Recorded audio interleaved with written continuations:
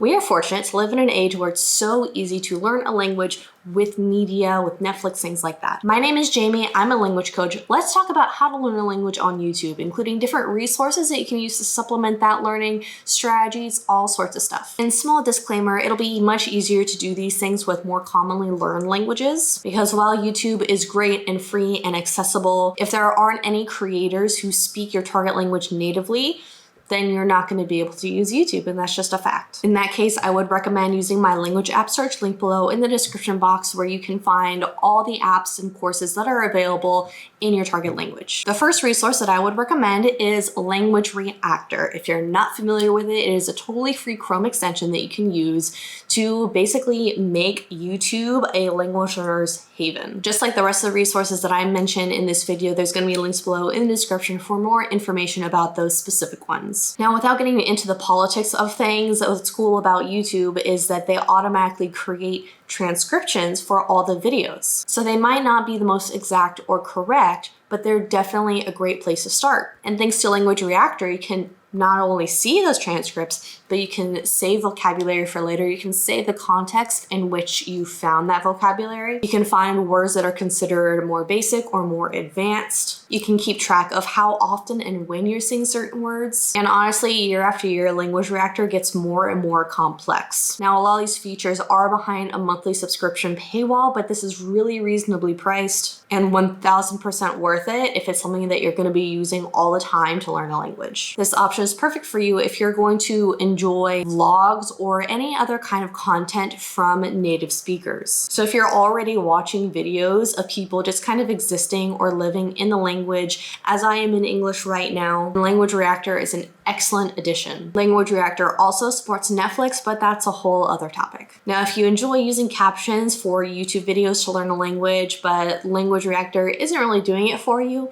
another suggestion that I have is Caption Pop. Now, Caption Pop primarily is a platform that you can use to watch these YouTube videos with the premise of learning the language. But the thing that I really love that is really unique is Caption Pop's Chrome extension. All you gotta do is install the Caption Pop Chrome extension to your browser, go to YouTube, look up whatever it is that you're looking up, and then Caption Pop, the extension, will automatically show you which YouTube videos have captions available and which languages those captions are available in. And once you have this information, it's up to you what you wanna do with them. But it makes it so much easier to kind of filter through all of the content that is available on YouTube and focus on exactly what will benefit you. My next recommendation for how to learn a language on YouTube is a free app called LingoTube. Now, one of the biggest complaints about Language Reactor is that it's not available on mobile. So you can't learn a language on YouTube on your phone, so you have to be on a desktop. This is not only a convenience issue, but it can be an accessibility issue for people who do not have easy access to a computer and instead they need to rely on their phones. Now, it's entirely possible that the LingoTube app has updated since this video that I posted a long time ago. But if you want a general idea of how LingoTube works and its pros and cons,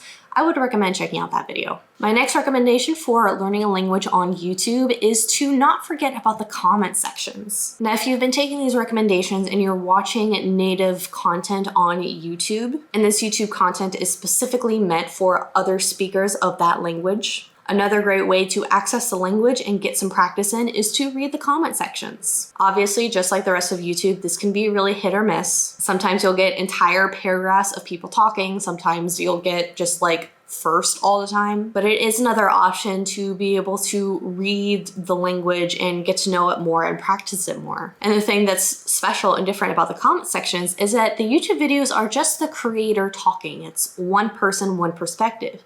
If you go into the comment sections of popular videos, you'll find the perspective of the entire community who watches this creator's videos. Just like for my YouTube videos, where I ask for your opinion on things like Duolingo updates and things like that, you can see a lot of interesting perspectives and you could practice your English like that. You could also apply that concept to creators of your target language. My next recommendation for how to learn a language on YouTube is to look up things like audiobooks or things like clips from movies, especially for more popular books like Harry Potter, Twilight, Hunger Games, things like that. It's super easy to just look it up in your target language and listen to an audiobook while you read the textbook, the visual book. the normal book. You know what I mean. This can be a super engaging way to train your ear and start to train your brain to listen to these stories as, you know, entire stories and concepts and not just individual words. Same thing with movies, as I said. Sometimes you can find clips from dubbed versions of movies.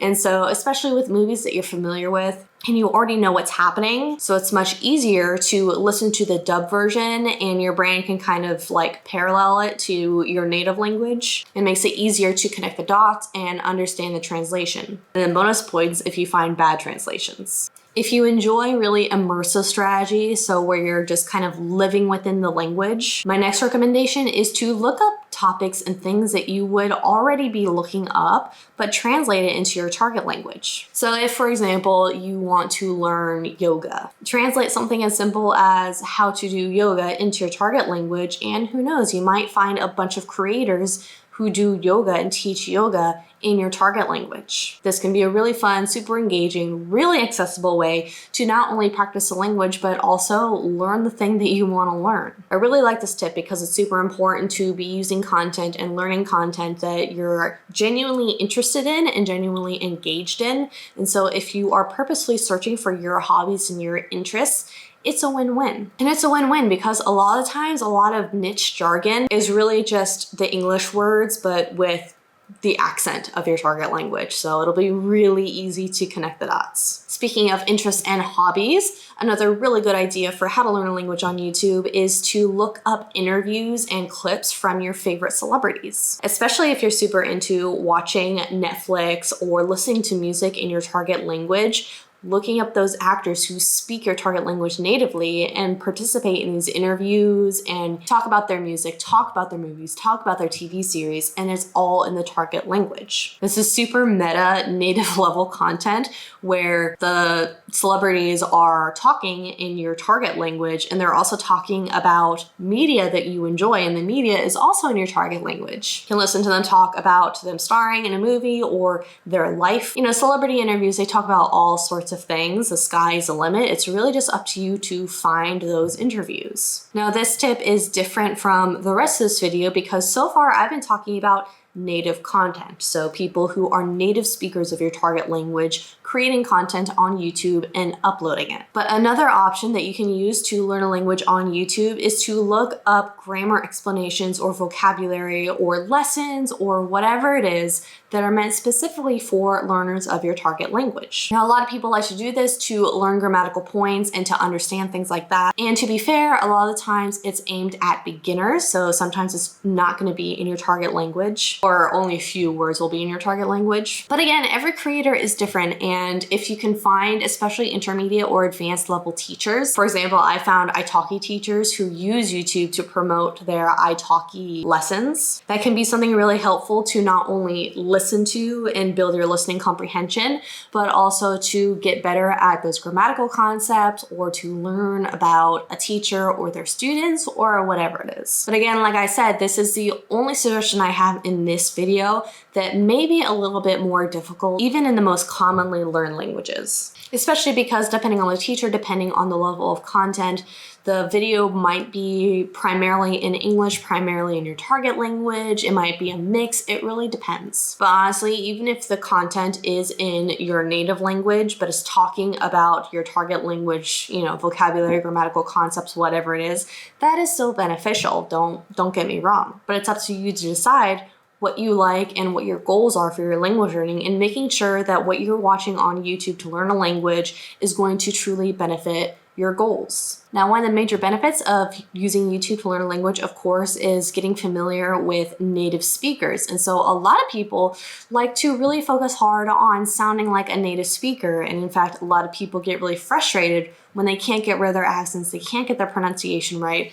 Like, it's really abundantly clear that they're not a native speaker because they want to sound like a native speaker. Fortunately, there are ways to do it. There are resources and there are strategies. So if that sounds like something that you would be interested, I highly recommend watching this video next, where I talk about how to sound like a native speaker of your target language. You can use these strategies coupled with the strategies mentioned in this video, and you'll have a rock solid language learning strategy. So if you enjoyed this video, I'll see you in the next one.